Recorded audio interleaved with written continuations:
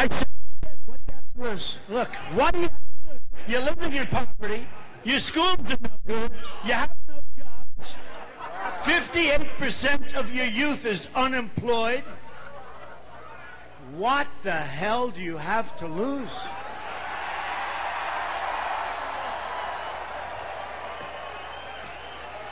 And at the end of 4 years, I guarantee you that I will get over 95% of the African American vote. I promise you. See, I thought I made this up. I didn't make this up. I just paid close attention. Look how much. He went back. You saw him point to the black woman. He went like that. This nigger gets it right here. Yeah. Y'all, some of y'all looking up here, they say, how in the world could these men laugh at this? Well, it is funny. It is funny. But in the real sense, it shows you how destroyed of a people we are. That's the reason why I said what I said about him. Because what he's actually doing, he's actually showing us the filth of our minds right in front of us. So we have no excuse to remain this way. So whenever the medicine, like the bishop is bringing out, whenever this medicine comes along to clean our people up, I'm going to say what he said. What the hell is wrong with us when we don't accept this medicine to get our minds right? That's the question. Oh, man, that thing was beautiful. I thought I'd never see the day. The man just come up and say these things. I can't believe listen to this, Deacon Yausa. Really, that man is speaking the thing that white America really want to say. A long time ago, they want to say it. He really speak their mind for them.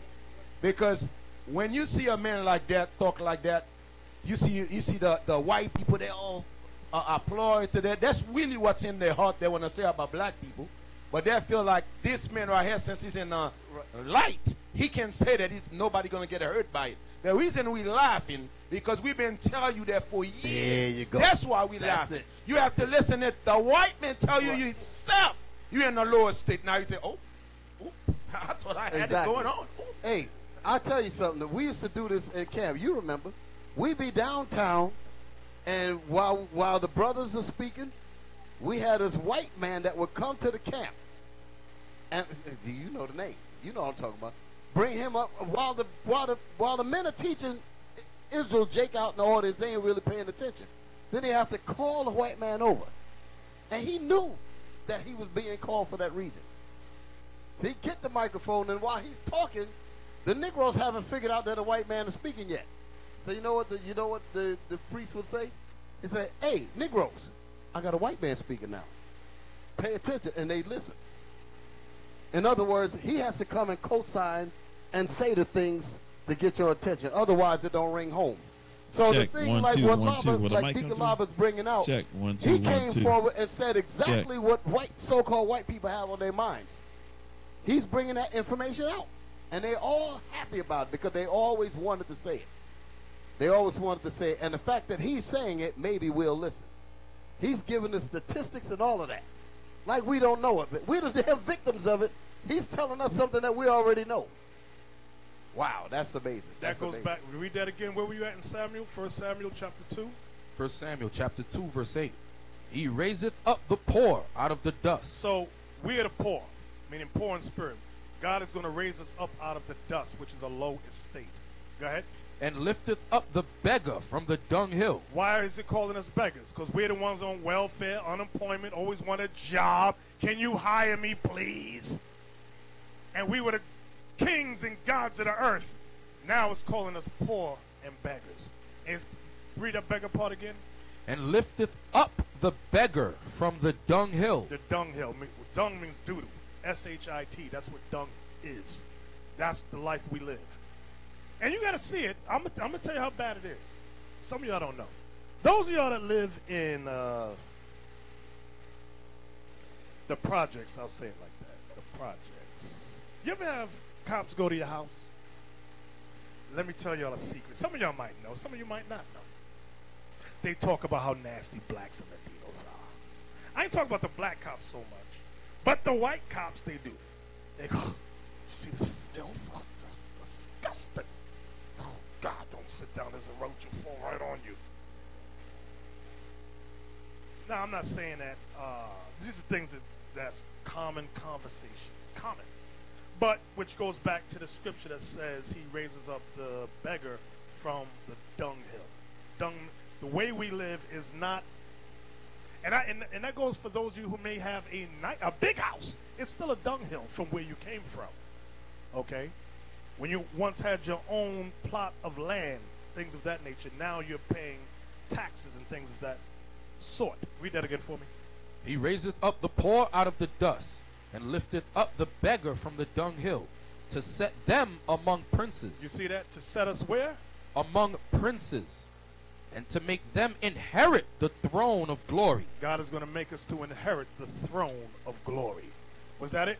For the pillars of the earth are the Lord's, and he hath set the world upon them. Y'all see that? So everything is meant for our benefit. It might not look like it yet, but everything is set and created for our benefit.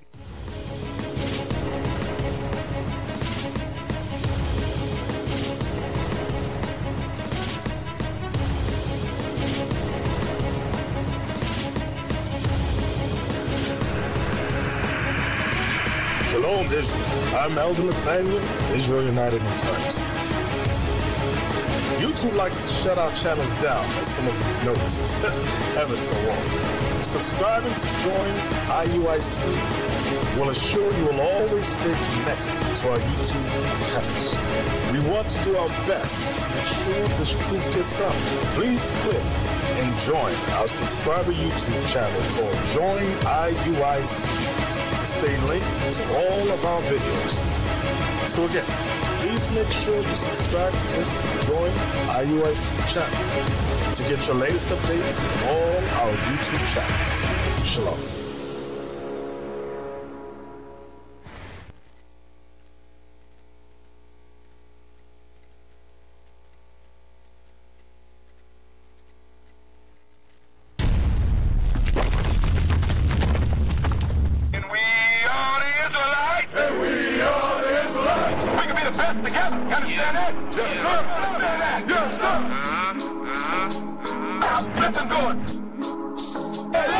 People to wake up in Chicago. IUIC. Check 1 2 1 2. Check 1 2 1 2. Check. I'm prepared to ride for my people. Prepared to go to war for my people. I'm prepared to die for my people. Cause we the Israelites, we ready to fight. I'm prepared to ride for my people. Prepared to go to war for my people. I'm prepared to die for my people. Cause we the Israelites, we ready to fight. Living in hell if you can't already tell. Glorifying gallows where they force us to dwell. Either that or we fill up the jail. Cause ain't no truth in the land. Neither is there any knowledge of self. Let's just keep it real. I'm trying to pull you out of the dark. I done seen a murder rate go up off of the chart. We pull a gun on each other, unloaded and spark. And then the police shooters, we do nothing but mark. Ain't no justice for family and kids. Cause most of us blind, can't even see who our enemy is. They don't know what their identity is. Babylon, a great mystery. I show you where insanity lives. It's a calm before the storm, and I know this for sure. They stole everything from us and they Right. That's wicked as hell. And now you got this wicked woman over there that cannot be quiet but keep talking. When the word of God coming out. Because y'all condone this stuff right here. But give me that in Leviticus 5 and 1. I'm going to tell you something. If you condone homosexuality, according to God, you are homosexual. If you condone fornication, according to God, you are fornication. If you condone adultery, according to God, you are adultery. Read. Leviticus.